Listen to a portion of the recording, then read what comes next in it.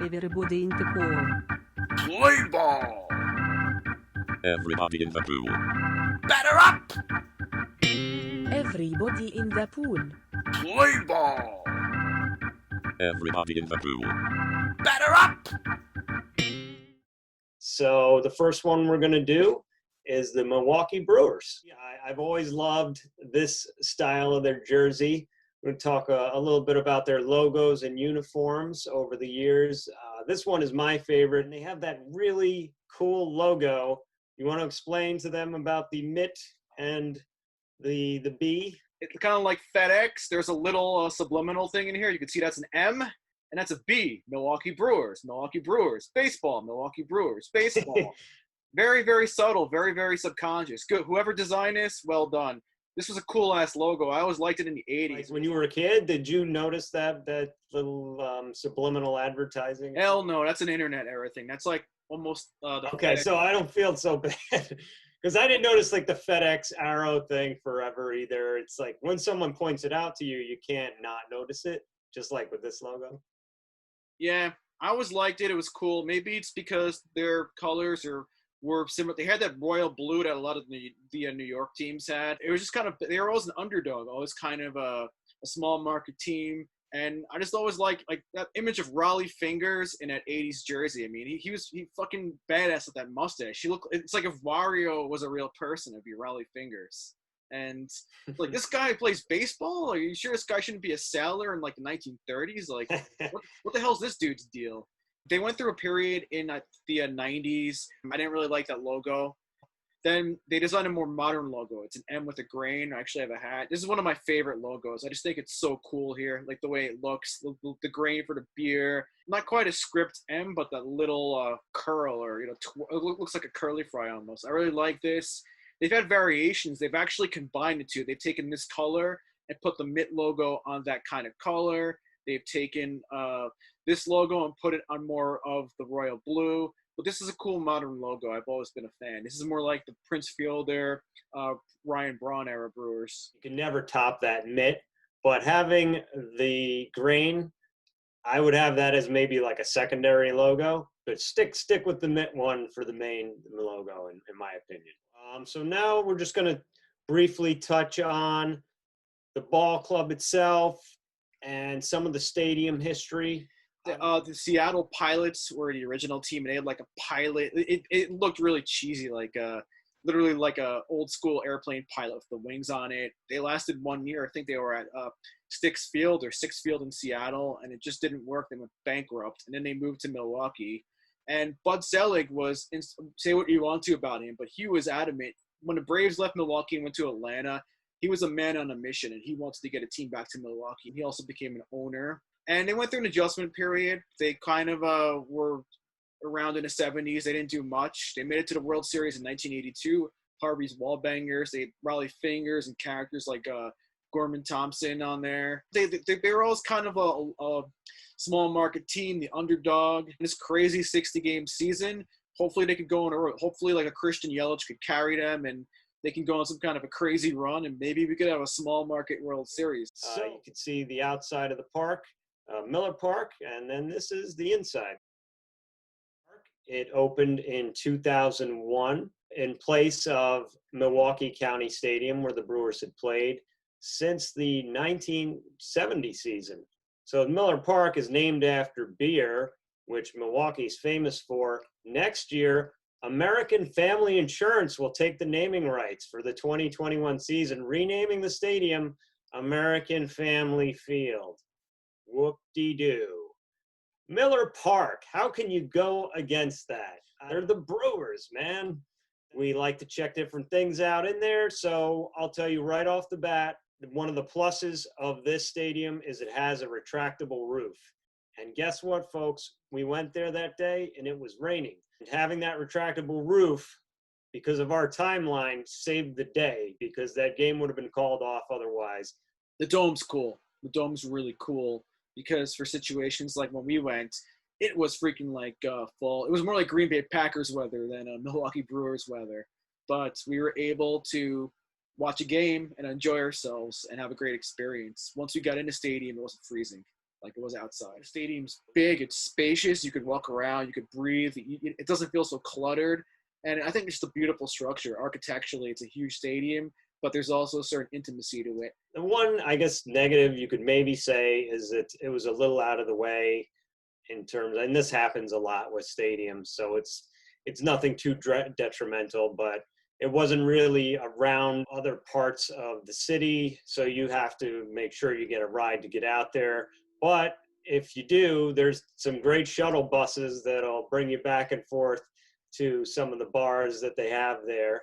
Some other special amenities are the Selig experience, which, as Method Mike mentioned, Bud Selig, instrumental in bringing Miller Park together. There's plenty to say about Bud Selig, but I think Milwaukeeans have a love for him because of his devotion to the Brewers. Some other fun things that you get to see at the game. If someone gets a home run on the Brewers, you get to watch the mascot fall into the suds. Shout out to Bernie Brewer! That's right, Bernie Brewer. He'll be friendly too if you see him around. He's a friendly fellow. There's little play areas for the kids outside. They have a very good beer selection. Also, they had the sausage race, which is a lot of fun. Seeing those different, like the Italian, what is it? It's the Italian sausage, the Polish sausage, the American sausage, and I'm probably forgetting. Yes, and they actually have the figures right outside when you're walking through the stadium. And actually, Washington, the Nationals have kind of modified that. So, somebody in D.C. stealing something from somebody else. Who would have thought? Politicians. But did the Brewers come up with this race first? If you remember Randall Simon, he bopped one of the sausages on the head, and the girl who was underneath fell over, and he got fined. It was a whole big scandal. We'll put a link in the description, the Randall Simon sausage incident, and that was definitely before the Nationals moved to, or the Expos became the Nationals. So they kind of did that with the Presidents, the Nationals, but the Brewers have the sausage race, which is kind of nice. I mean, if you're a little kid, you're not going to be into advanced stats or sabermetrics or any of what whip is. I don't even know what whip is really. Nobody knows what whip is, man. I could tell you what whip is, but let's keep it PG-13 here. No S&M baseball today. Kinky baseball volume. Kinky cleats. I bet you. All right, we'll have to take a look. There's definitely some kind of baseball porn out there.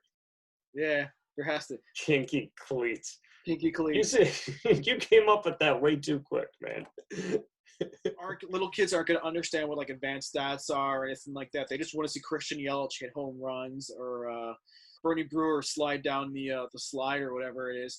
So it's cool to have these things on the outside, like the sausage race, something for kids to look forward to. I think there's good family interaction. I love the outside exhibit where it has little plaques and you mentioned statues, but kind of monuments or plaques of all the Brewers greats, including Bob Uecker, who many of you may be familiar with as an announcer from the Major League movies. Funny guy. On Mr. Belvedere as the dad. Yeah, true.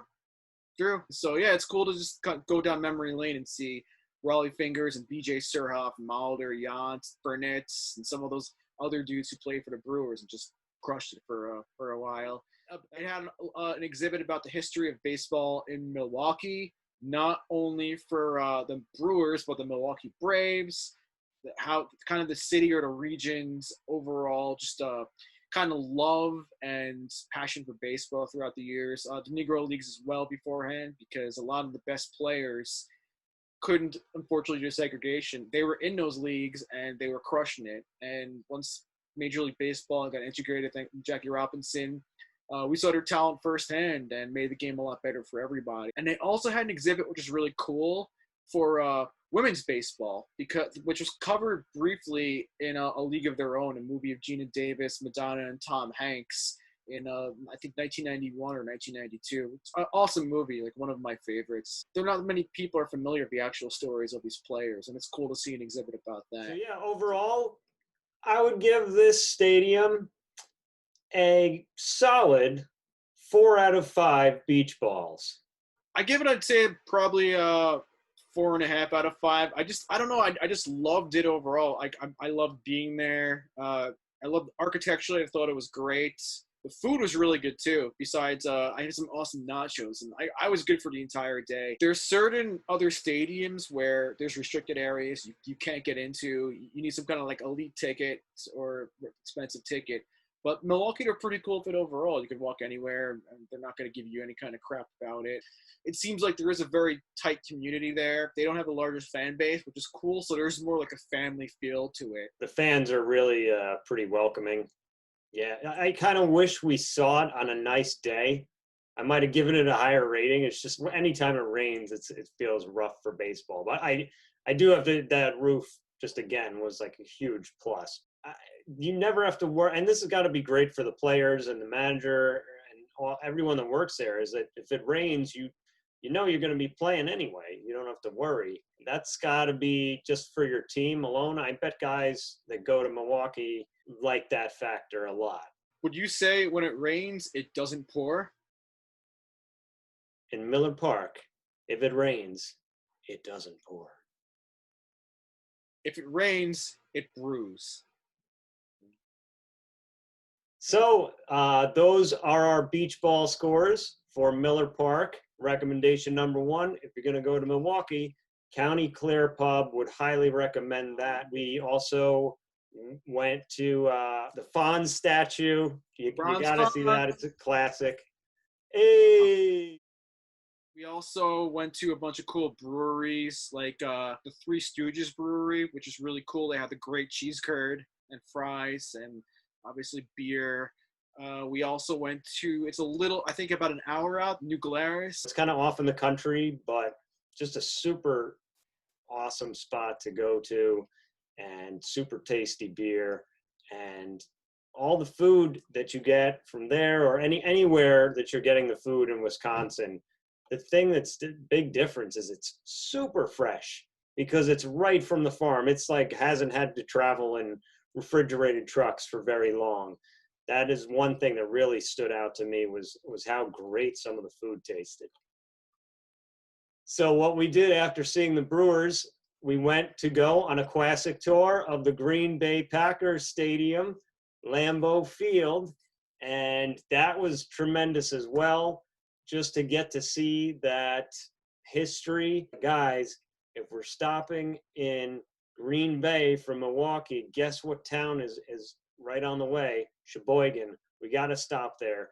And to this day, I still think about the lunch that we ate. Shout out to Field to Fork. That was the place we ate lunch. Super tasty, super fresh. I still think about that lunch to this day. So definitely go there if you're making that trip. Also want to shout out to Snuffy Still, which we randomly found on the trip driving through farmland. It was in kind of the middle of nowhere, but we went in there and had a great time. I would definitely recommend stopping through that little haunt just for the hell of it, just for kicks. There you go. It's Highway 59 in County N. There you go. Wisconsin. And the last thing I have to say, I just want to give a big thank you to the unofficial organizer or the person who planted it, our friend Mark D. When you spend that much time with your friends, you get some great classic moments. And some of the ones we got on there were epic all time. Mr. Method Mike A came through with some unbelievable wrestling rants. Never heard of Thunderbolt Patterson before, but now I can never forget him. Thanks for checking out our first baseball stadium review. I'm Mummies on Main Street. I only had the time to tell you I only had to, if I only had the time, Lord, if I only. Everybody in the pool. Everybody in the pool. Everybody in the pool. Everybody in the pool.